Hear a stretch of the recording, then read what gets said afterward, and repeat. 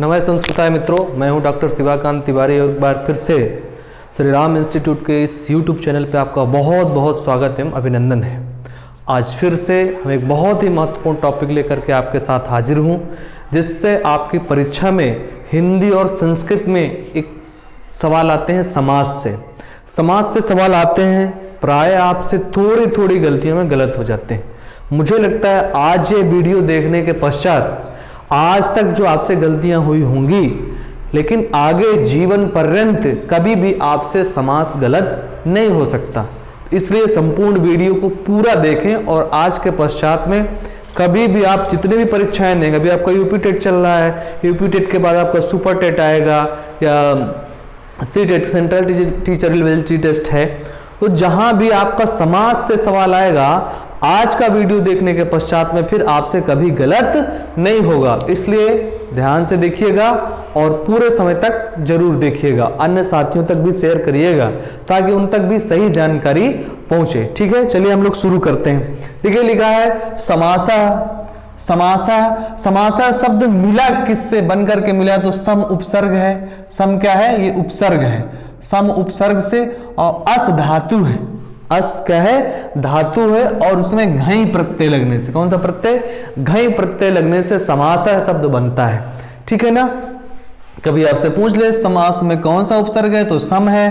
कौन सी धातु है, तो अस है। प्रत्यय क्या है, तो घई है। हालांकि ये नहीं पूछता, लेकिन कभी मान लीजिए पूछ लिया। अब देखिए इसकी परिभाषा दी हुई है, अनेक पदानाम एक पदी भवनम समासः। पहले तो समास का सीधा अर्थ है, समास का सीधा अर्थ अगर देखा जाए, समास का अर्थ है संक्षेपीकरण। क्या है? संक्षेपीकरण। ठीक है ना। संक्षेपीकरण, कोई भी चीज को अनेक, देखिए परिभाषा लिख, अनेक पदानाम। समास किसमें होता है? पदों में। किसमें होता है? पदों में समास होता है। जैसे आपने देखा होगा संधि किसमें होती है? संधि वर्णों में होती है। संधि किसमें होती है? वर्णों में होती है। लेकिन समास किसमें होता है? ये पदों में होता है। पद मतलब शब्द, कम से कम तो अनेक पदानाम, या आप ऐसा नहीं कर सकते सिर्फ दो पद हो। अनेक यानी अगर देखा जाए तो एक के बाद जैसे ही होंगे तो अनेक ही हो जाएंगे। तो अनेक पदानाम एक पदी भवनम समासः। जैसे अनेक पदानाम, बहुत से पदों का एक पद हो जाना क्या है? समास कहलाता है। कैसे हो जाएगा? जैसे देखते हैं राजपुरुषः। राजपुरुषः एक शब्द है। अब इसका अगर विग्रह करें शुद्ध रूप में, ये क्या है? राज्ञः। राज्ञः पुरुषः। ठीक है ना।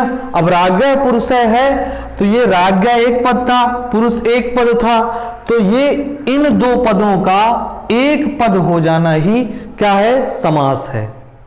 अनेक पदानाम एक पदी भवनम समासः। समास की परिभाषा फिर लिखा है सम सनम समासः। क्या लिखा है? सम सनम समासः, अर्थात संक्षेपीकरण ही समास है। समान हो जाना, संक्षेप में हो जाना ही क्या है? समास है। ठीक है ना। जैसे राज्ञः पुरुषः था, अलग अलग संक्षेप में क्या लिख दिया? राजपुरुषः, राजा का आदमी। ठीक है ना। अब देखिएगा अगला है विभक्ति। अगली परिभाषा है विभक्तिर लुप्यते यत्र समासः। विभक्ति कितनी होती है? 7। कितनी विभक्ति हैं? 7 हैं। विभक्तिर लुप्यते यत्र समासः, यानी विभक्तियों का लोप हो जाना ही क्या कहलाता है? समास कहलाता है। ठीक है ना। अब हम देखेंगे जैसे यहां पर राज्ञः पुरुष है, राजा का आदमी। राज्ञः शब्द में षष्ठी विभक्ति लगी है। कौन सी विभक्ति लगी है? षष्ठी विभक्ति लगी है। और पुरुषः, तो राज्ञः पुरुष है, इसमें प्रथमा विभक्ति लगी। अब ये षष्ठी और सब एक मिल जाना, यानी विभक्तियों का लोप हो जाना क्या कहलाता है? विभक्तियों का लोप करने के लिए भी समास किया जाता है। तो देखिए इसमें अगर इसका विग्रह करें तो राज्ञः पुरुष है, राजा का पुरुष, काकी के संबंध होता है ना, षष्ठी तत्पुरुष का उदाहरण है राज्ञः पुरुष है। अब ये हो गया राजपुरुष है, तो यानी विभक्तियों का भी लोप हो जाता है। ठीक है ना। तो विभक्तिर लुप्यते यत्र समासः, यदि विभक्तियों का लोप हो जाए तो क्या कहलाता है? समास कहलाता है। वो भी क्या कहलाता है? समास। ये समास की 3 परिभाषाएं हो गई। आइए हम लोग बहुत ही आसानी तरीके से समास के जो प्रकार हैं, देखिए समास के प्रकार से अगर देखा जाए तो प्रायः समास के प्रकारों में 5 प्रकार बताए गए थे। भरत राजाचार्य ने, इसको मिटा देते हैं, परिभाषा आपने लिख ली होगी। भरत राजाचार्य ने लघु सिद्धांत कौमुदी की रचना की, आप पता ही है आपको। तो भरत राजाचार्य ने अपने लघु सिद्धांत कौमुदी में 5 प्रकार बताए, ठीक है ना। और उनके गुरु जी थे, उनका नाम था भट्टोजी दीक्षित। तो भट्टोजी दीक्षित ने समास के 4 ही प्रकार बताए। भट्टोजी दीक्षित गुरु जी हैं, उनसे बड़े हैं, तो 4 समास उन्होंने बताए। और जो उनके शिष्य हैं भरत राजाचार्य, उन्होंने कितने प्रकार बताए? 5 समास के प्रकार बताए। चलिए हम लोग इनको प्रकार के हिसाब से कैसे देखते हैं। जैसे अगर देखा जाए 4 प्रकार के हिसाब से, तो पहला समास आपने पढ़ा होगा अव्ययी भाव समास। अव्ययी भाव समास ये हो गया एक समास जो भट्टोजी दीक्षित ने लिखा, उसको लिख रहा हूं पहले। फिर उसके बाद में दूसरा उन्होंने लिखा तत्पुरुष समास। तत्पुरुष समास, ठीक। फिर तीसरा उन्होंने लिखा तत्पुरुष समास। तीसरा उन्होंने लिखा द्वंद्व समास। द्वंद्व समास। और चौथा उन्होंने लिखा बहुब्रीहि समास। 4 ही समास के प्रकार बताए गए, ठीक है ना। अब देखिए अव्ययी भाव समास, तत्पुरुष समास, द्वंद्व समास, बहुब्रीहि समास। लेकिन अगर समास के आपकी परीक्षा में प्रकार पूछे जाएं तो आपको 6 लिखना चाहिए। कितने लिखने चाहिए? 6। क्यों? क्योंकि प्रायः जो हाई स्कूल इंटर की जो पुस्तकें हैं उनमें 6 प्रकार लिखे हैं। हम उन 6 प्रकारों को भी देख लेते हैं, ठीक है ना। कैसे? तत्पुरुष का एक भेद बताया गया, तत्पुरुष का एक प्रकार बताया गया। तत्पुरुष के 2 भेद हो गए। एक का नाम था कर्मधारय, कर्मधारय समास। और कर्मधारय का ही पुत्र मान लीजिए एक समास आया द्विगु समास। द्विगु समास, ठीक हो गया ना। कर्मधारय समास और कर्मधारय समास का बेटा क्या हुआ? द्विगु समास। अव्ययी भाव, तत्पुरुष, द्वंद्व, बहुव्रीहि और तत्पुरुष के 2 भेद, एक कर्मधारय और एक क्या हुआ? द्विगु। अब देखिए बड़ा आसान है। देखिए अब कम से कम कितने पद होंगे समास में? कम से कम 2 पद होंगे। कितने पद होंगे? 2 से अधिक पद हो सकते हैं। जैसे आप कहेंगे 2 ही नहीं, जैसे रामा लक्ष्मण भरत शत्रुघ्ना, है ना। राम लक्ष्मण भरत शत्रुघ्ना, इनमें भी एक समास है। क्या है? समास है। तो कई पदों में समास होता है, लेकिन कम से कम समास में कितने पद चाहिए? 2। अब देखिएगा तो जो पहला पद होता है 2 पद होंगे समास में। कितने पद होंगे? समास में 2 पद होंगे, यानी कम से कम 2 पद होंगे। कितने पद होंगे? कम से कम 2 पद होंगे। तो पहले का नाम है पूर्व पद और दूसरे का नाम क्या है? उत्तर पद। पूर्व माने पहले और उत्तर माने बाद में। पहले का नाम है पूर्व पद और दूसरे का नाम क्या है? उत्तर पद, ठीक है ना। अब देखिए कितना सिस्टम, कितनी वैज्ञानिकता इसमें छिपी हुई है। आप लोगों ने अभी तक रटा होगा, आज के बाद फिर आप कभी रटना नहीं पड़ेगा समास। देखिए अव्ययी भाव समास में अगर देखा जाए तो अव्ययी भाव समास में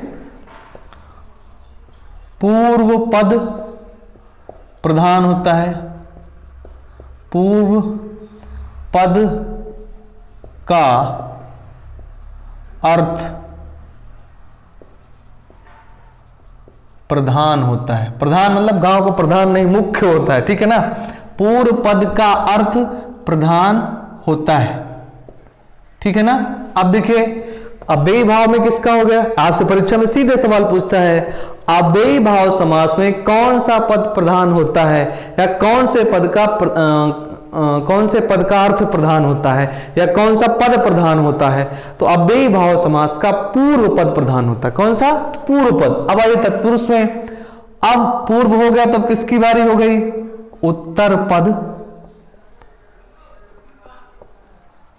प्रधान होगा। उत्तर पद का अर्थ प्रधान होगा, ऐसा कर लीजिए या ऐसे कर लीजिए, उत्तर पद प्रधान होगा। किस में? तत्पुरुष में। परीक्षा में पूछेगा किस, अब तो परीक्षा में सवाल पूछ लेगा किस समास का उत्तर पद प्रधान होता है, तो किसका होता है? तत्पुरुष का।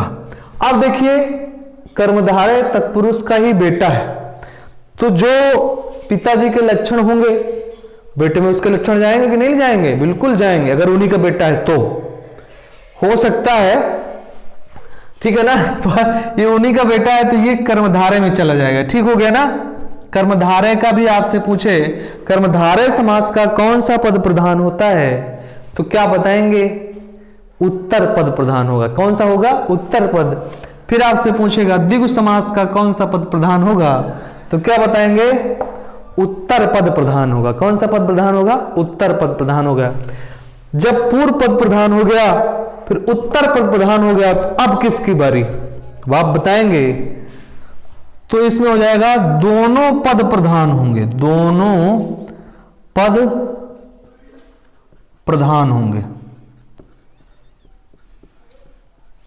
पहले में पूर्व पद अव्ययी भाव में और तत्पुरुष में उत्तर पद प्रधान हो गया, तो द्वंद्व में कौन सा हो गया? दोनों पद प्रधान होंगे। ठीक है ना। पूर्व पद भी और उत्तर पद भी। आपसे परीक्षा में पूछ ले कौन से समास के दोनों पद प्रधान होते हैं, पूर्व और उत्तर, तो क्या बताएंगे? द्वंद्व समास के। ठीक है ना। किस पद का, किस समास का उत्तर पद प्रधान होता है, तो तत्पुरुष का, कर्मधारय का, द्विगु का। किस समास का पूर्व पद प्रधान होता है, तो अव्ययी भाव समास का। अब देखिए पूर्व पद हो गया, फिर उत्तर पद हो गया, फिर दोनों पद प्रधान हो गए, अब बहुब्रीही आ गया। क्या आ गया? बहुब्रीही समास आ गया। तो बहुब्रीही समास में न पूर्व पद प्रधान होगा, न उत्तर पद प्रधान होगा, न दोनों पद प्रधान होंगे, अन्य पद प्रधान होगा। कोई अन्य पद प्रधान होगा। ठीक हो गया ना। यहां से आप बात समझ में आ गई होगी। पूर्व पद प्रधान, उत्तर पद प्रधान, दोनों पद प्रधान द्वंद्व में। अब बहुब्रीही में कोई अन्य पद, यानी न पूर्व पद न उत्तर पद न दोनों, कोई अन्य अर्थ जब प्रकट होगा तो वहां पर बहुब्रीही समास होगा। ठीक है ना। अव्ययी भाव समास, तत्पुरुष, द्वंद्व और बहुब्रीही। तत्पुरुष का ही बेटा कर्मधारय और कर्मधारय का ही बेटा द्विगु समास होगा। ठीक है ना। अब हम इससे संबंधित कुछ शब्दावलियां नोट कर लेते हैं कि जहां जहां हमसे कभी कभी गलतियां होती हैं या क्या कैसे होता है, तो उन सबको समझ लेते हैं। उसके पश्चात में फिर आपसे कभी सवाल गलत नहीं होगा। चलिए देख लेते हैं, इसको मिटा दिया जाए। हाँ, अब आपसे द्विगु का कोई पूछेगा तो क्या बताएं? उत्तर पद ही प्रधान होगा। ठीक है ना। कर्मधारय का भी यही होगा। चलिए अब देख लेते हैं क्या कहां से परीक्षा में आपके सवाल पूछे जाते हैं, उनको देख लेते हैं। एक एक करके सभी समास के विषय में पढ़ लेते हैं और कुछ पॉइंट नोट कर लेते हैं। सबसे पहले पॉइंट नोट कर लेते हैं, तो फिर आपसे कभी गलत नहीं होगा। पहला पॉइंट है, यदि नदी शब्द के पूर्व संख्या हो तो अव्ययी भाव समास होगा। अव्ययी भाव समास होगा। इसको पहले नोट कर लें, फिर हम डिटेल से पढ़ते हैं, तब आपको कभी कठिनाई। यदि नदी शब्द से पूर्व संख्या हो तो अव्ययी भाव समास, जैसे पंच गंगम,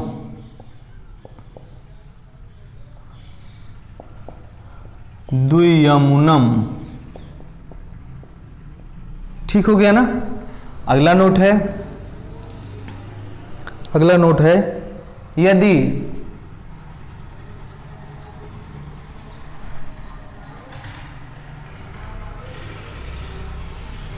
किसी शब्द के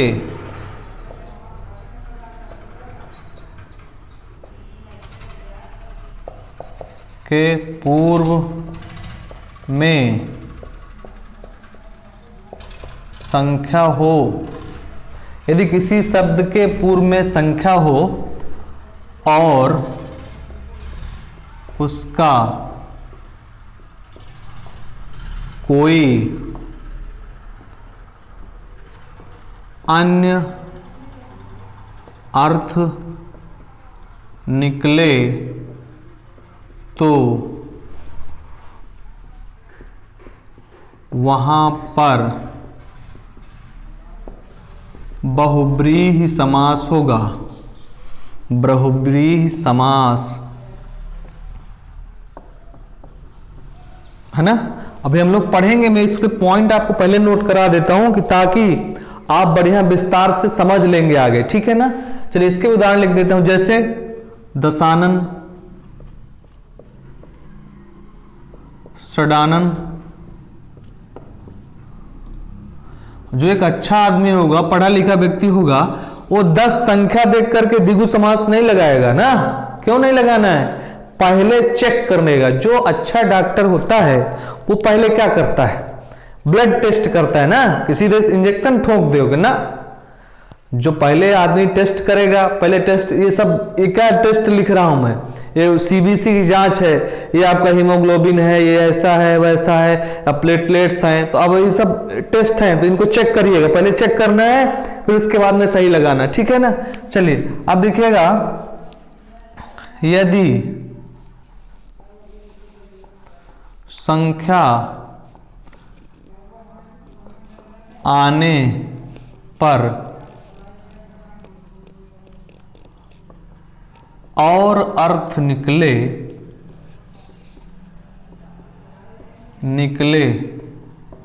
तो द्वंद्व समास होगा। जैसे द्वादश। अब आपसे कोई पूछे द्वादश में कौन सा समास है, तो द्वंद्व समास होगा, द्विगु नहीं होगा। क्यों? इसलिए नहीं होगा द्विगु, क्योंकि इसमें देखिए द्वादश मतलब 2 और 10, जितनी भी संख्याएं हैं उनमें, जैसे द्वादश है, त्रयोदश, चतुर्दश, पंचदश, है ना, षडशीति ही, षण्डवती ही। षण्डवती माने 96, याद कर लेना, आने वाला है परीक्षा में। षण्डवती जानते हो ना, एक दिन संख्या का टॉपिक पढ़ा चुका, लेकिन फिर भी जब भी आता है तो बता देता हूं।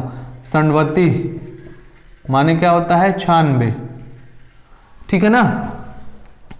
तो इन सब की जिसमें और शब्द छिपा हो तो वहां पर क्या होगा? कौन सा होगा? वहां पर फिर द्विगु समास ना हो जाएगा, द्वंद्व समास होगा, ठीक है ना। चलिए और देखते हैं, यदि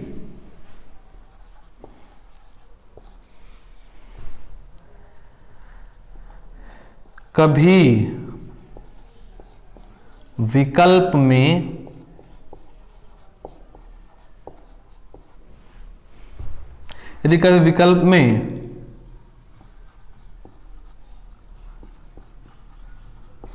कर्मधारय या द्विगु का कोई उदाहरण आए। यदि कभी विकल्प में कभी कर्मधारय या द्विगु का कोई उदाहरण आए तथा विकल्प में कर्मधारय या द्विगु ना हो तो तत्पुरुष समास सही होगा। क्यों? क्योंकि ये तत्पुरुष के ही बेटे हैं।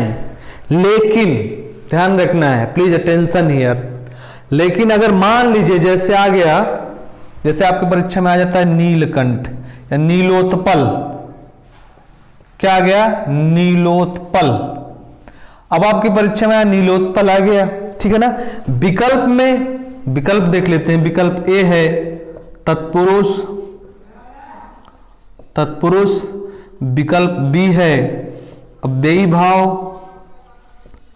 भाव, विकल्प सी है द्वंद्व और डी है बहुब्रीहि। अब ये विकल्प में आ गए तो आप क्या करेंगे, इसमें आपको सही करना पड़ेगा क्या, तत्पुरुष। वहीं लड़ने झगड़ने नहीं लगना है कि ये उदाहरण तो कर्मधारय का है, इसमें कर्मधारय विकल्प में नहीं है, तो कर्मधारय का ही बाबा कौन है या पिता कौन है, तत्पुरुष है। तत्पुरुष जो निकट होगा उस पर जवाब लगा देंगे। लेकिन अगर पूछ ले कर्मधारय में ऐसे विकल्प ना हो करके, ऐसे विकल्प हो तो तत्पुरुष सही होगा। लेकिन यहां पर अगर मान लीजिए इसकी जगह में यहां पर कर्मधारय हो जाए,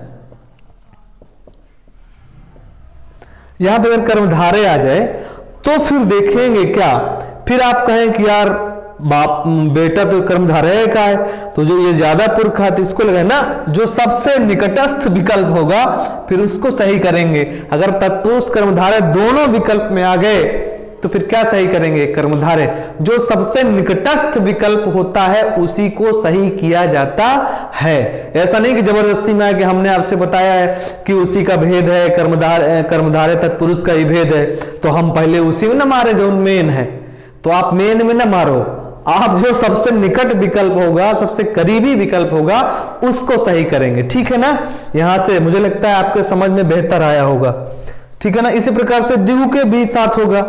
यदि दिगु समास विकल्प में है तो दिगु सही होगा, अन्यथा की स्थिति में क्या हो जाएगा, फिर जो उसका निकटस्थ होगा, सबसे निकटस्थ दिगु दिया है विकल्प में तो सही, नहीं तो फिर कर्मधारय दिए तो कर्मधारय सही, नहीं कर्मधारय दिए तत्पुरुष दिए तो तत्पुरुष सही।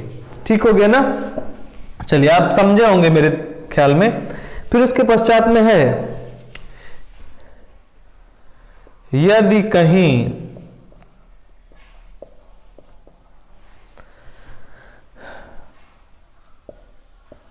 विकल्प में ऐसे उदाहरण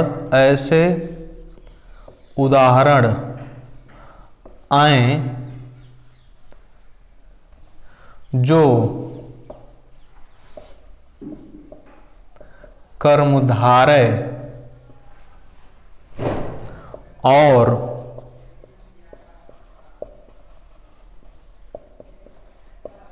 बहुब्रीहि दोनों में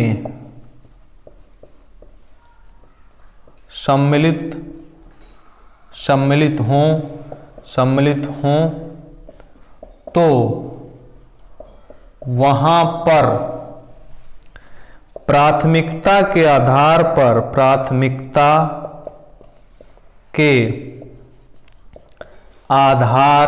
पर बहुब्रीहि सही होगा। ठीक हो गया। कुछ ऐसे उदाहरण हैं जो आपको मिलते हैं कर्मधारय में भी, और कहां मिलते हैं, बहुब्रीहि में भी मिलते हैं। कर्मधारय में भी मिलते हैं और कहां मिलते हैं, बहुब्रीहि में भी मिलते हैं। तो आपको ध्यान रखना है, क्या ध्यान रखना है कि यदि जैसे मान लीजिए आ गया नीलकंठ, जैसे पीतांबर आ गया, क्या आ गया, नीलकंठ ही देख लो, जैसे आ गया नीलकंठ, क्या आ गया, नीलकंठ में समास बताओ। अब आपने पढ़ रखा है, एक आ गया कर्मधारय विकल्प, कर्मधारय, अब भी समझ रखा है तत्पुरुष, सी समझ रखा है दिगु, और डी देख रखा है, डी क्या देख रखा है, डी यहां देख लेते हैं, बहुब्रीहि। ठीक है ना, बहुब्रीहि। अब देखिएगा इसमें क्या है, नीलकंठ में आपने पढ़ा होगा, नीलकंठ में या नहीं पढ़ा भी होगा तो भी जान लीजिए, नीलकंठ में कर्मधारय समास भी होता है, यानी नीला है जो कंठ तो कर्मधारय, नीला है कंठ जिसका अर्थात शंकर तो बहुब्रीहि समास। लेकिन यदि विकल्प में कर्मधारय और बहुब्रीहि आएंगे तो क्या लगाएंगे, तो आपका सबसे निकटस्थ विकल्प क्या होगा, बहुब्रीहि लगाएंगे। क्या लगाएंगे, बहुब्रीहि लगाएंगे, गलती तो नहीं करेंगे। एक अच्छा डॉक्टर की पहचान क्या है, अच्छे डॉक्टर की, गए हो तो सुई ठोक देना, पहले जांच करना। क्या करना, जांच करना, जांच करने के पश्चात जो मर्ज होगा दवा उसी की चलेगी। तो ये मैं आपको कई सारे टेस्ट दिया हूं। एक अच्छा व्यक्ति वही होगा, एक अच्छा मास्टर बनेगा वही जो पहले जांच करेगा कि इसमें कौन सा सही हो रहा है, तो उसके पश्चात में फिर हम करेंगे। अब हम एक एक अभी उसको समझेंगे, पहले ये पॉइंट समझ लेते हैं एक बार फिर से। आप स्क्रीनशॉट लेना चाहें स्क्रीनशॉट ले सकते हैं।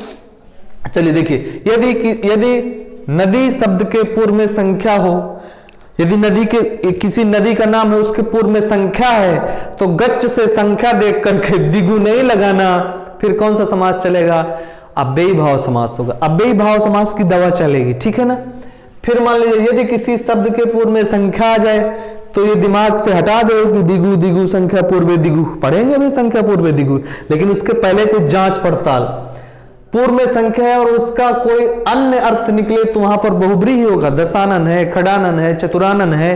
दशानन माने 10 है, आनन यानी जिसके 10 मुंह है अर्थात रावण, षडानन जिसके 6 मुंह अर्थात कार्तिकेय, चतुरानन जिसके 4 मुंह अर्थात ब्रह्मा, है ना। पंचानन, पंचानन क्या है, एक आनन, चतुरानन। पंचानन माने भोलेनाथ, जिसके 5 मुख हों उनको क्या कहा जाता है, भोलेनाथ। पंचानन, पंचानन में पूछेगा कौन सा समास है तो क्या करेंगे, बहुब्रीहि समास करेंगे, ठक से दुग नहीं लगाएंगे, गलत बात। फिर यदि संख्या आने पर और अर्थ निकले, द्वादश, चतुर्दश, यानी 2 और 10, है ना, पंचदश, 5 और 10 और अर्थ निकले तो वहां पर क्या लगाएंगे, द्वंद्व समास लगाएंगे।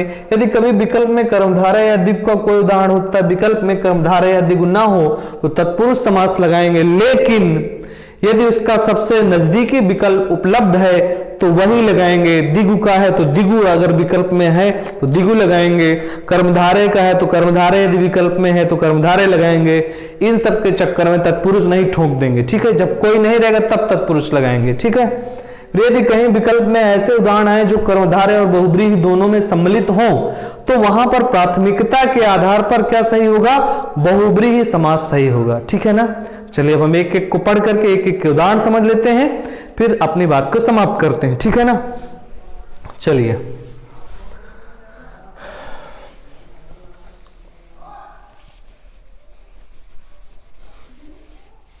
अब आप देख रहे हैं बगल में बड़ी देर से लिखा है, इसको आप नोट कर लीजिए, नोट कर लीजिए, क्योंकि हो सकता है हिंदी में आपके जो पेपर आएगा इन्हीं में से कोई एक शब्द लिखा हो और पूछ लेगा आपको पकौड़ी में कौन सा समास पूछेगा, तो क्या लिखेंगे, पकौड़ी में कर्मधारय समास, पकी हुई बड़ी पकौड़ी, ठीक है ना। तो अब देखते हैं अव्ययी भाव समास। अव्ययी भाव समास, हाँ, आपके समास के प्रकार पूछेगा, समास के प्रकार, समास के प्रकार। ये कभी सवाल पूछा जाए तो आपको 6 ही लिखना चाहिए। कितने लिखने चाहिए, 6, क्योंकि उसमें आपको जो है लघु सिद्धांत कौमुदी, सिद्धांत कौमुदी से लेन देन जो आपके पाठ्यक्रम में 6 दिया तो आपको 6 ही पढ़ने चाहिए, ठीक है ना। चलिए पहला है अव्ययी भाव समास। अव्ययी भाव समास,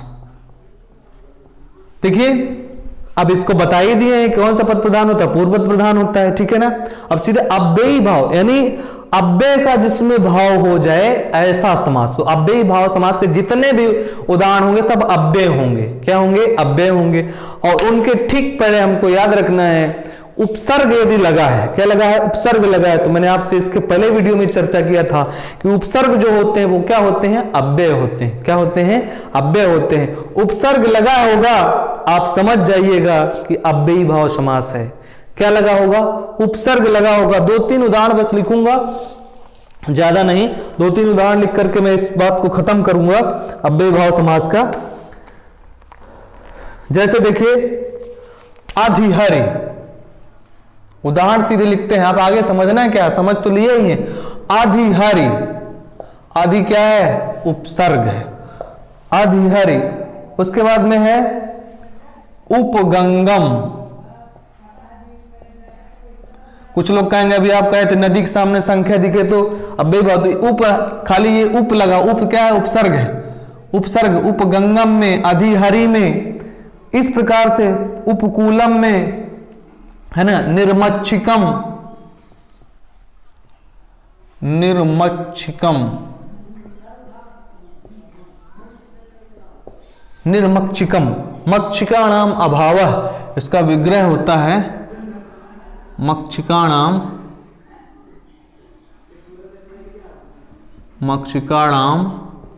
अभावः। तो निर क्या है? निरुपसर्ग है, यानी जितने भी उपसर्ग लगे होंगे। अब जैसे पंचगंगम किस सूत्र से? एक सूत्र है इसमें दिया पढ़ने, नदी भीष्च, नदी भीष्च, यह पूछ ले, मान लो ये भी जान ले। नदी भीष्ट सूत्र से दिया कि यदि किन्हीं नदीवाची शब्दों से पहले यदि संख्या है तो वहां पर कौन सा समास होगा? ठीक हो गया ना। अब देखो, पंच गंगम, सप्त नर्वदम, सप्त नर्वदम, द्वियमुनम, द्वियमुनम, ये अव्ययी भाव समास हो गया। ठीक है, अब चलिए तत्पुरुष देखते हैं। तत्पुरुष, तत्पुरुष समास का कौन सा पद प्रधान होगा? उत्तर पद प्रधान होगा। तत्पुरुष समास के प्रायः दो प्रकार होते हैं। अभी हमने भेद उसके पहले दो प्रकार होते, एक होता है समानाधिकरण तत्पुरुष, समानाधिकरण, और एक होता है व्यधिकरण, व्यधिकरण। एक समानाधिकरण तत्पुरुष और एक क्या होता है? व्यधिकरण तत्पुरुष। तो अधिकरण अधिकरण दोनों में आ रहा है। क्या आ रहा है? अधिकरण। अधिकरण माने क्या होती है? विभक्ति। अधिकरण माने क्या होती है? विभक्ति। अधिकरण माने क्या होती है? विभक्ति। तत्पुरुष समास समानाधिकरण तत्पुरुष, और क्या है? व्यधिकरण, समान अधिकरण, यानी जिनमें समान विभक्तियां हो वो समानाधिकरण तत्पुरुष होगा, और जिसमें व्यधिकरण यानी अलग अलग जिसमें विभक्ति होंगी वो क्या हो जाएगा? व्यधिकरण। समानाधिकरण तत्पुरुष का ही नाम क्या है? कर्मधारय। क्या नाम है? कर्मधारय समास। ठीक है ना। जैसे आपसे कभी पूछ ले कि समानाधिकरण तत्पुरुष का क्या नाम है, तो कर्मधारय नाम। कर्मधारय का दूसरा नाम क्या है? समानाधिकरण नाम है। ठीक है ना। इसी को विशेषण विशेष का समाधान समास, उपमेय उपमान का भी समास कहा जाता है। किसको? कर्मधारय समास को विशेषण विशेष का समास और उपमेय उपमान का समास कहा जाता है। इसीलिए अब देखिए होता क्या है, जैसे दो पद होंगे, कम से कम कितने पद होंगे? दो पद होंगे। तो एक ये पद हो गया, एक ये पद हो गया। इसमें मान लो प्रथमा विभक्ति लगी है और इसमें भी प्रथमा लगी होगी। जब दोनों में समान विभक्तियां लगी होंगी, इसमें भी प्रथमा और इसमें भी प्रथमा, तो यही कहलाएगा समानाधिकरण। क्या कहलाएगा? समानाधिकरण। ये क्या कहलाएगा? समानाधिकरण तत्पुरुष कहलाएगा। इसमें भी प्रथमा और इसमें भी प्रथमा। इसीलिए आपने पढ़ा होगा लेकिन आपने कभी जाना नहीं होगा कि जब भी तत्पुरुष समास जो व्यधिकरण, देखिए इसमें भी प्रथमा लगी, इसमें भी प्रथमा लगी, तो समानाधिकरण यानी कर्मधारय में चला गया। कहां चला गया? कर्मधारय में चला गया। ठीक है ना। अभी उसको पढ़ लेंगे। अब व्यधिकरण समास शुरू होता है, प्रथमा तो हो गई, अब कहां शुरू होगा? द्वितीया, तृतीया, चतुर्थी, पंचमी, षष्ठी। द्वितीया, तृतीया, चतुर्थी, पंचमी, षष्ठी। आपने देखा होगा तत्पुरुष के भेद, द्वितीया तत्पुरुष, तृतीया तत्पुरुष, चतुर्थी तत्पुरुष, पंचमी तत्पुरुष। पढ़ा है ना कि नहीं पढ़ा है? आपने पढ़ा होगा, देखा होगा, लेकिन कभी आपने ये नहीं सोचा कि जिसका प्रकार है और सप्तमी तत्पुरुष,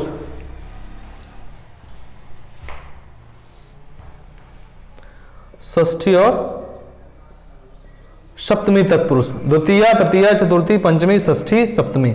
इसीलिए तत्पुरुष के फिर 6 भेद यहां हो गए, द्वितीया, तृतीया, चतुर्थी, पंचमी, षष्ठी और सप्तमी। यहां पर मैंने सप्तमी का नहीं लिखा, मैं अभी यहां पर लिख दूंगा। ठीक है ना। तो द्वितीया, तृतीया, चतुर्थी, पंचमी, षष्ठी, सप्तमी, ऐसे तत्पुरुष के भेद हो गए। क्योंकि प्रथमा विभक्ति कहां चली गई? कर्मधारय समास में चली गई। कहां चली गई? कर्मधारय। आइए चलिए एक एक को सब पढ़ लेते हैं। पहले कर्मधारय पढ़ लेते हैं। कौन सा पढ़ लेते हैं? कर्मधारय। कर्मधारय कुछ उदाहरण पढ़ेंगे क्योंकि कर्मधारय का ही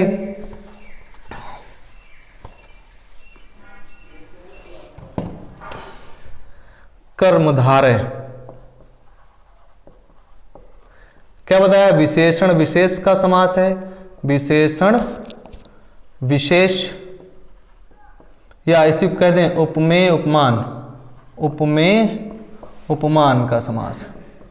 अच्छा, विशेषण विशेष्य क्या है? विशेष का मतलब ये होता है वास्तविक चीज,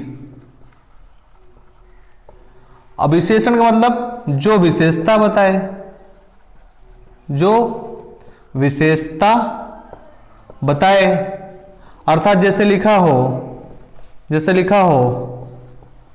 कृष्णः सर्पः, क्या लिखा हो? कृष्णः सर्पः, तो सर्प वास्तविक रूप है, और कृष्ण माने क्या हो गया? काला। कृष्ण माने क्या हो गया? काला। तो सांप की विशेषता कौन बता रहा है? कृष्ण शब्द। तो कृष्ण शब्द क्या है? विशेषण है, और सर्प शब्द क्या है? विशेष है। समझ गए ना?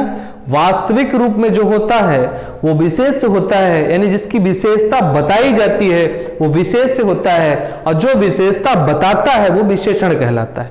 ठीक हो गया ना? यहां से भी आपके परीक्षा में सवाल पूछ लेता है। ये हो गया कृष्ण, ये हो गया सर्प, यानी काला सांप में अगर कृष्ण सर्प में पूछे कौन सा समास है तो क्या बताएंगे? कर्मधारय समास। क्या बताएंगे? कर्मधारय समास। ठीक हो गया ना?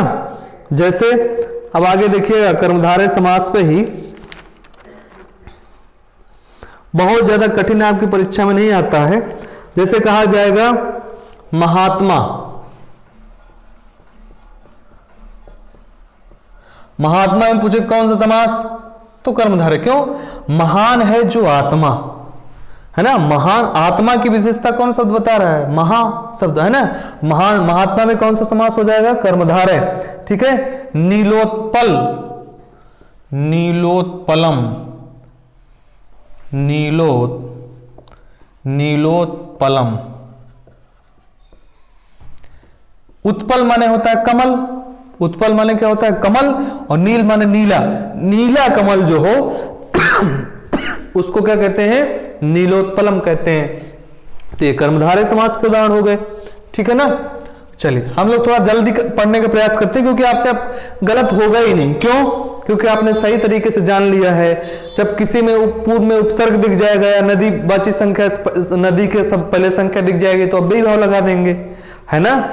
फिर उसके बाद में तत्पुरुष में कर्मधारय पढ़ लिया, कर्मधारय में विशेषण विशेष होगा या उपमेय उपमान। उपमेय उपमान भी वही होता है। उपमेय का मतलब होता है वास्तविक चीज, उपमान का मतलब मान लिया जाता है। जैसे एक उदाहरण आपने उपमा अलंकार का पढ़ा होगा, पीपर पात सरिस मन डोला, पीपल के पत्ते के समान मन डोल रहा है। तो वास्तविक चीज क्या है? मन, और डोल क्या रहा है? क्या मन वास्तविकता में पत्ते के समान डोलता है ना। उपमा दी गई है, ठीक है ना, उपमा दी गई है, तो मन जो हो गया वास्तविक चीज, तो मन क्या है? उपमेय है, और पीपल का पत्ता क्या है? उपमान है। उपमान यानी मान लिया जाए जिसको। ठीक हो गया ना। चलिए, महात्मा कर्मधारय हो गया। उसके पश्चात में हम लोग इसको लिखते चलिएगा, लिख लिए होंगे। अब आइए देखते हैं इसको, द्वितीय तत्पुरुष। इसको करते हैं, ऐसा करते हैं हम लोग, तत्पुरुष के भेद बाद में पढ़ते हैं। पहले हम लोग पहले जो मुख्य है उनको पढ़ लेते हैं। ठीक है ना। आप देखिएगा, अब आ जाइए आप द्विगु समास में। द्विगु समास, इसका सूत्र है संख्या पूर्वे दिगु। परीक्षा पूछ ले संख्या द्विगु समास का सूत्र क्या है, तो संख्या पूर्वे दिगु, यानी पूर्व में यदि संख्या हो तो वो द्विगु समास होगा। लेकिन जो पहले मैंने अभी कुछ डेडलाइन बताई उसका ख्याल रखते हुए, है ना। अब जैसे आपका उदाहरण देखिएगा द्विगु समास का, जैसे उदाहरण है द्विगु समास में, जैसे पंचवटी, बहुत बार आपकी पूछा गया है। पंचवटी, पंचवटी, पंचानाम बटानाम समाहार है, 5 वृक्षों का जहां समूह। पंचवटी में पूछेगा तो कौन सा समास हो जाएगा? पंचवटी, 5 बट वृक्ष वाले। फिर है त्रिलोकी, त्रिलोकी, त्रिलोकी, त्रिलोकी में पूछेगा, देखिए यहां पे नहीं लिखा मैंने शायद त्रिलोकी, तो आप जान लीजिएगा त्रिलोकी माने क्या होता है। तो 3 लोगों का ज्ञाता हो, 3 लोग, त्रिलोकी। ठीक है ना। और द्विगु समास हो जाएगा त्रिलोकी में भी। फिर उसके बाद में है त्रिफला, त्रिफला चूर्ण बनता है ना, आंवला हर बहेरा, तो ये त्रिफला 3 फल का समाहार, त्रयानाम फलानाम समाहार है। फिर सप्ताह, सप्ताह देखिए 7 दिनों का समूह है। तो यहां पर ही पंचवटी, त्रिलोकी, त्रिफला, सप्ताह लिख लीजिएगा, इनको नोट करते चलिएगा आप, बहुत ही महत्वपूर्ण है। ये द्विगु समास के बहुत ही महत्वपूर्ण उदाहरण है। ठीक हो गया। आप चलिए आते हैं, जैसे आ जाए शताब्दी, शताब्दी में भी यही द्विगु समास होगा। चतुर्भुजम, 4 भुजाम, नवरात्रम, है ना, समझ गए होंगे अब आप। अष्टाध्यायी, अगर पूछ ले अष्टाध्यायी में कौन सा समास है, अष्टाध्यायी 8 अध्यायों वाली, तो अर्थात क्या हो जाएगा, द्विगु समास। ठीक है ना, हाँ, अष्टाध्यायी में द्विगु समास। अब आते हैं द्वंद्व समास की ओर। द्वंद्व समास, इसका सूत्र है चार्थे द्वंद्व, चार्थे द्वंद्व है। जहां पर चा का अर्थ हो वहां पर द्वंद्व समास होता है। ठीक है ना, चार्थे द्वंद्व। अब जैसे देखिएगा, द्वंद्व समास के 3 प्रकार होते हैं। द्वंद्व समास कितने प्रकार का होता है, 3 प्रकार का होता है। एक होता है इतरेतर द्वंद्व, इतरेतर, और दूसरा होता है समाहार, और एक होता है एक शेष द्वंद्व, एक शेष द्वंद्व। द्वंद्व इतरेतर का मतलब इतर इतर, अलग अलग। इतरेतर का मतलब क्या होता है, अलग अलग, यानी जैसे दोनों अलग अलग हों, वहां पर जैसे जैसे राम लक्ष्मणौ, राम लक्ष्मण, राम और लक्ष्मण अलग अलग है ना, राम अलग है, लक्ष्मण अलग है, एक है। तो ये होता है इतरेतर द्वंद्व, यानी अलग अलग जो हो वो इतरेतर द्वंद्व के अंदर अलग अलग, मतलब अलग अलग। ठीक है ना। फिर उसके बाद में समाहार द्वंद्व है, जैसे पाणिपादम, पाणिपादम, पाणी माने क्या होता है, हाथ, पादम माने पैर, हाथ और पैर। इस द्वंद्व समास में आपने पढ़ा होगा कि जो है योजक चिन्ह आता है। क्या आता है, योजक चिन्ह आता है। ठीक है ना, कौन सा प्रमुख है, योजक चिन्ह आता है दोनों के, दो जैसे राम लक्ष्मणों के बीच में आना चाहिए पाणिपादम। अब देखिए हाथ और पैर, इन दोनों का समाहार हो गया, ये समाहार हो रहा है ना। समाहार का मतलब एक में समाहित हो जा रहा है, पाणिपादम हाथ और पैर, हाथ और पैर का जोड़ा है। रात रात, दिन रात्रम, दिन और रात जोड़ा चल रहा है, जिसका जिसका जोड़ा चलता रहता है ना, तो उसको क्या कहते हैं, एक साथ समाहार हो गया। फिर है एक शेष द्वंद्व, यदि किन्हीं शब्दों में एक चीज शेष बचे, तो जैसे आता है, आपने पढ़ा होगा पितरौ,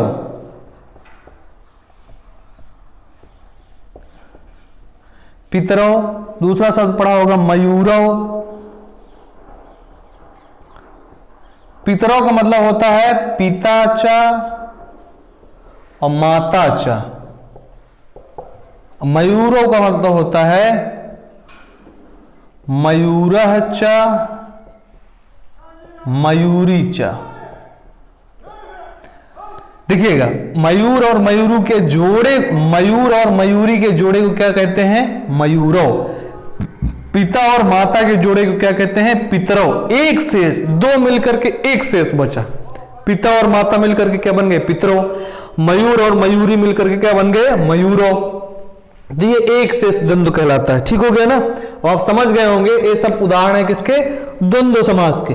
किसके हैं, द्वंद्व समास के। ठीक है, चलिए इसका भी, ये पितरो मयूरो बहुत ही महत्वपूर्ण है, इसको आप नोट कर लीजिए। पितरो मयूरो में कौन सा समास, तो द्वंद्व समास। ढूंढने नहीं लगिएगा, ठीक है ना। पाणिपादम में भी द्वंद्व है ना, लेकिन उसका भेद है। फिर आगे देखते हैं, अगला समास है बहुब्रीहि। बहुत बार अधिकतर परीक्षा में यही पूछता है, बहुब्रीहि समास। बहुब्रीहि समास, कोई अलग अन्य अर्थ प्रधान होगा, उसी क्या कहते हैं, बहुब्रीहि समास कहते हैं। जैसे आपके परीक्षा में है पीतांबरः,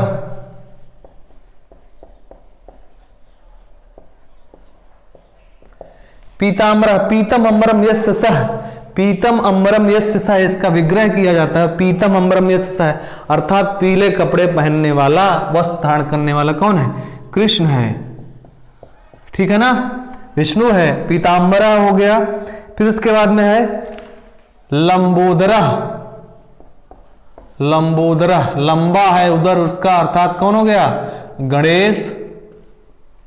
नीलकंठ, नीलकंठ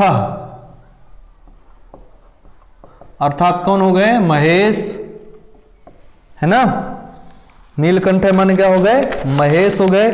फिर उसके पश्चात में आप देखेंगे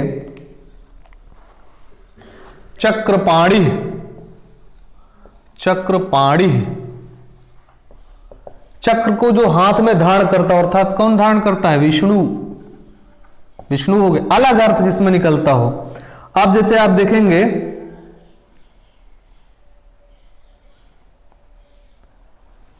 जैसे आप, हाँ, एक बहुत ही महत्वपूर्ण द्वित्रा, अगर ऐसा अर्थ निकलता हो 2 या 3 तो वहां पर भी कौन सा समास होगा? बहुब्रीहि, ठीक है ना। अब आप संख्या देख करके यहां पर भी द्विगुणी लगाएंगे, ठीक है ना।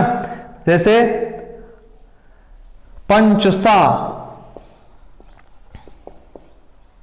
है ना, 5 और 6, 5 5 या 6, और आएगा तो द्वंद्व हो जाएगा, 5 या 6, ठीक है ना। इन सब में कौन सा समास है? बहुब्रीहि समास है, ठीक है ना। फिर उसके बाद में बस यही बहुत ही महत्वपूर्ण है।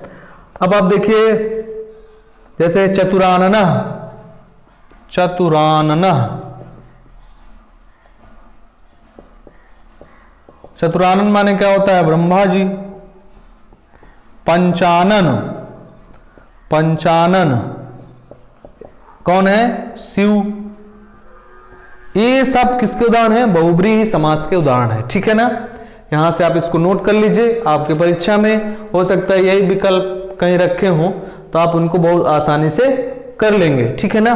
चलिए, हम लोग तत्पुरुष को छोड़ दिए थे, तत्पुरुष के कुछ प्रकार हैं उनको देख लेते हैं, ठीक है ना। इसको आप नोट कर लीजिए, मैं इसको बाद में बता देता हूं और एक बार। चलिए देखिए, तत्पुरुष समास के जो उदाहरण रह गए थे उनकी बात कर लेते हैं हम लोग। जैसे है द्वितीय तत्पुरुष, तो द्वितीय तत्पुरुष में आप देखेंगे क्या, इनके जो उदाहरण होंगे उनमें स्थित अति, जैसे कृष्णाश्रिता, कृष्णाश्रिता, कृष्णाश्रिता हो गया, है ना, श्रिता हो गया, इसका उदाहरण है कृष्णाश्रिता हो गया। लोकातीता, लोकातीता, कृष्णाश्रिता, लोकातीता। सुख प्राप्त, सुख प्राप्त, ठीक है ना। इसमें श्रित है, अतीत है, प्राप्त है, सुखापन्न, है ना, भयापन्न जैसे हो गया, भयापन्न, है ना। इसका मतलब वो कृष्णाश्रिता के कृष्ण का आश्रय लिया हुआ। इसमें द्वितीय तत्पुरुष है ना, कौन सा तत्पुरुष है? द्वितीय। द्वितीय कर्म का पहचान चिन्ह क्या होता है? का, है ना, ने को, क्या पहचान चिन्ह होता है? को, ने कर्ता को कर्म, तो को शब्द छिपा हो। कृष्ण को लोकातीत, लोक को सुख प्राप्त, भयापन्न, ऐसा करके उदाहरण आपको देखने को मिलेगा। द्वितीय तत्पुरुष के उदाहरण है लोक से परे, भय को प्राप्त, भयापन्न, भय को प्राप्त, ठीक है ना। आप तृतीय तत्पुरुष देखते हैं, ये तृतीय तत्पुरुष, तृतीय तत्पुरुष के जितने भी उदाहरण होंगे सिर्फ आप उदाहरण देख लीजिए, ज्यादा समय भी नहीं है। जैसे है सांकुला खंडा, सांकुला खंडा, संकुला खंड, संकुला माने होता है सरौता, जिससे सुपारी उपाड़ी काटी जाती है। संकुल माने क्या होता है? सरौता। तो संकुल से नहीं, उससे अलग किया हुआ खंड। तो आप देखिए इसमें कर्णार है ना, संकुलया खंडा से किया हुआ। फिर दानार्थ, दानार्था आदि इसके उदाहरण है। किसके उदाहरण? तृतीय तत्पुरुष के। अब आप कहेंगे इसको समझाना, इसको समझना नहीं है, सिर्फ इसके उदाहरण देख लेना है एक बार, ठीक है ना। अब आप सही करके आएंगे, देखिएगा श्रित अतीत, श्रित अतीत, प्राप्त, आपन्न, ये सब आएगा तो द्वितीय तत्पुरुष। सांकुला खंडा, दानार्था, इसके 2-3 उदाहरण। फिर उसके बाद में मास पूर्व, क्या है? मास पूर्व, मास पूर्व। फिर इसके बाद में है नेत्रहीन, नेत्रहीन। आप सोच रहे हो इतना कठिन, हम कठिन नहीं है, इसको आप मत पढ़ना पीछे वाला, थोड़ा थोड़ा देख बस लेना है कि हाँ ये उदाहरण, ये उदाहरण, ये उदाहरण, बस नेत्र से हीन, ठीक है ना। तो ये आपका हो जाएगा। फिर उसके बाद में क्या है, अब आगे देखते हैं चतुर्थी तत्पुरुष। चतुर्थी तत्पुरुष देख लेते हैं। चतुर्थी तत्पुरुष में अगर देखा जाए तो यूप दारू, यूप दारू, यूप दारू, यूप एक लकड़ी जो यज्ञ आदि हुआ करते उसमें एक खंभा लगाया जाता है, उसको यूपाय बोला जाता है, यूप दारू, है ना, उसको यूप दारू बोला जाता है। तो यूप दारू इसका बहुत ही प्रमुख उदाहरण है ये भूत बलि, बहुत पूछा जाता है। भूत बलि में समास तो तत्पुरुष है, तत्पुरुष है, तत्पुरुष का भेद पूछेगा तो चतुर्थी तत्पुरुष है, ठीक है ना। भूतेभ्य बलि, ठीक हो गया ना। फिर है गोरक्षितम, गोरक्षितम, ठीक है ना। अब आते हैं पंचमी तत्पुरुष पे, सीधे सीधे इसके उदाहरण देख लेते। जैसे चोर अभयम, बहुत पूछा जाता है, ये भूत बलि और चोर अभयम गांठ बांध लो। चोर अभयम,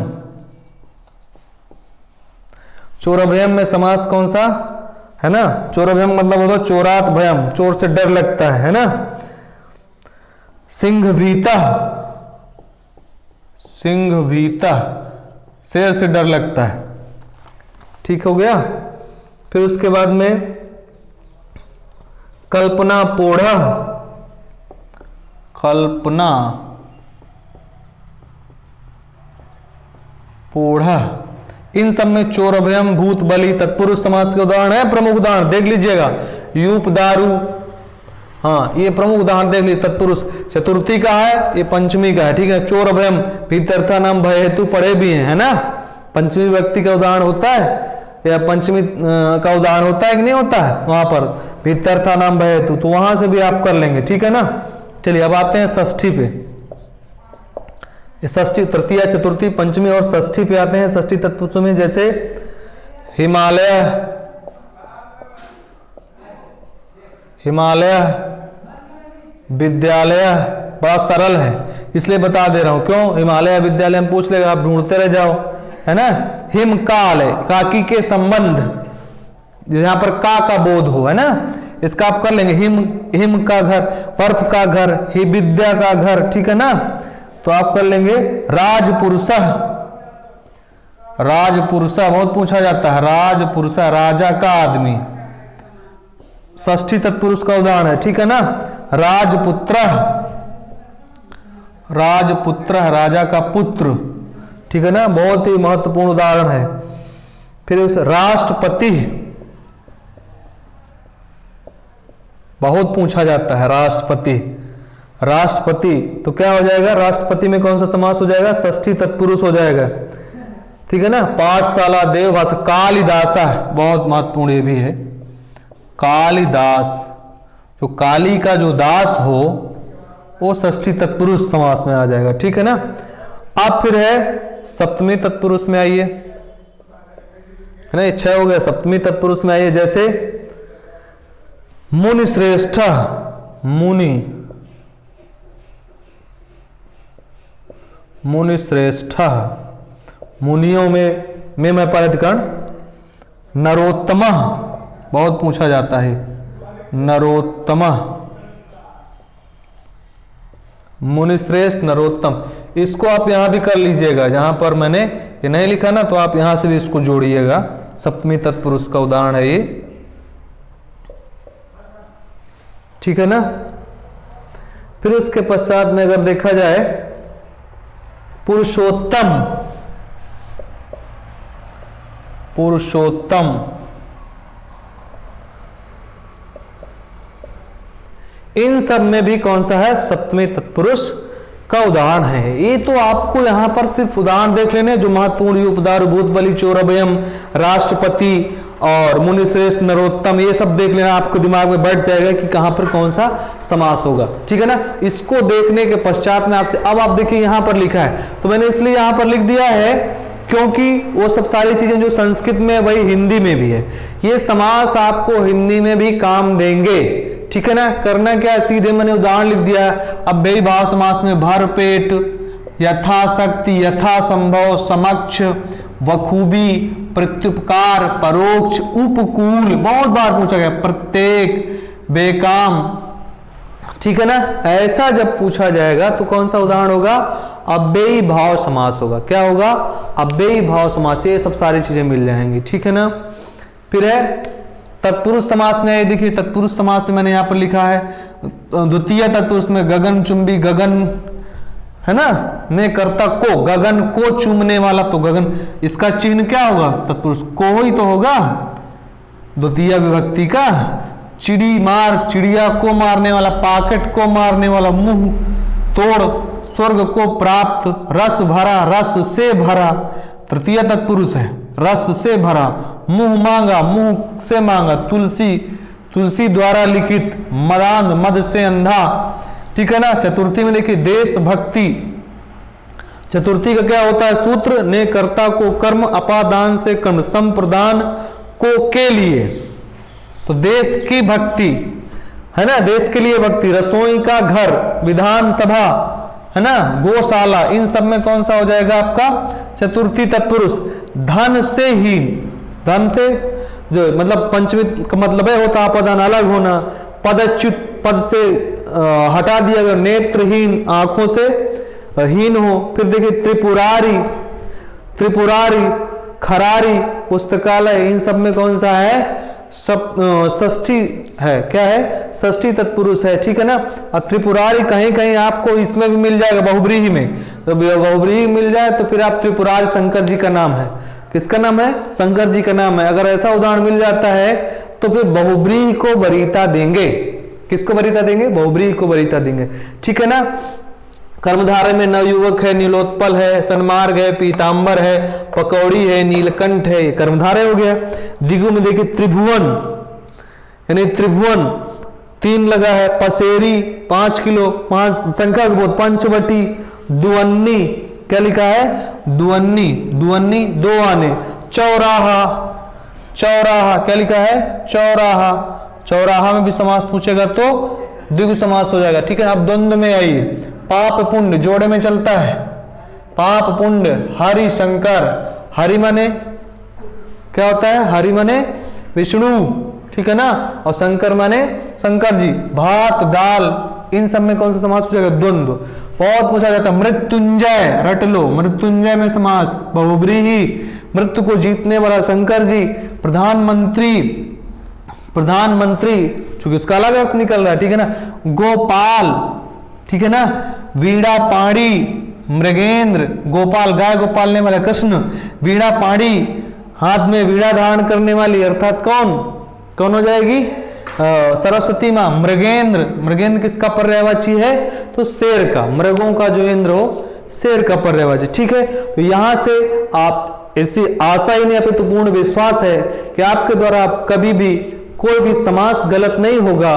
ऐसी आशा और विश्वास के साथ एक बार फिर से आपको नमः संस्कृताय, आप स्वस्थ रहें, बड़े हल्के मन से पढ़िए, कभी आप कठिन होकर मत पढ़िएगा, सिर्फ एक बार लहजे में वीडियो देख लीजिएगा, इतना देख लेंगे तो फिर आपसे समास कभी गलत होने वाला नहीं है। सिर्फ एक बार देखना है, उसके पश्चात में आजीवन आपको कभी समास भूलने वाला नहीं है। नमः संस्कृताय और लोगों तक इस ज्ञान को पहुंचाने का प्रयास करें। बहुत बहुत धन्यवाद।